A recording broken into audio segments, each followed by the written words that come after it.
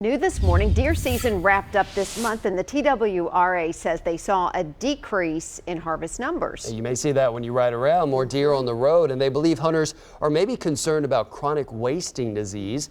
News Channel 5's Blake Rosnowski explains why more hunting may actually slow down the spread of that disease. It's been just 2 years since the first deer tested positive for chronic wasting disease in Tennessee. It's a deadly disease for deer, and the TWRA thinks it's why they saw a 9% decline in harvest numbers statewide, 24% in the core area of Fayette and Hardeman counties.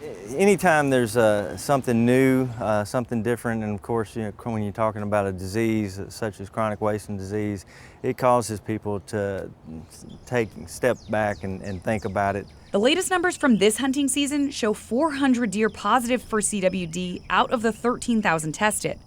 On top of that, deer in Haywood and Chester counties tested positive for the first time.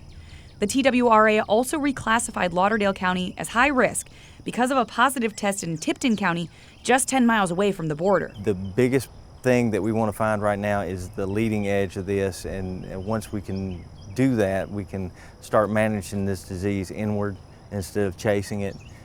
And it's going to take everybody. Barry Cross with the TWRA says because the disease easily transfers from deer to deer, they need hunters to continue hunting to make spreading CWD more difficult. We need them to harvest animals because that's going to be one of the biggest ways that we're going to be able to control this disease and contain it. For News Channel 5, I'm Blake Rosnowski.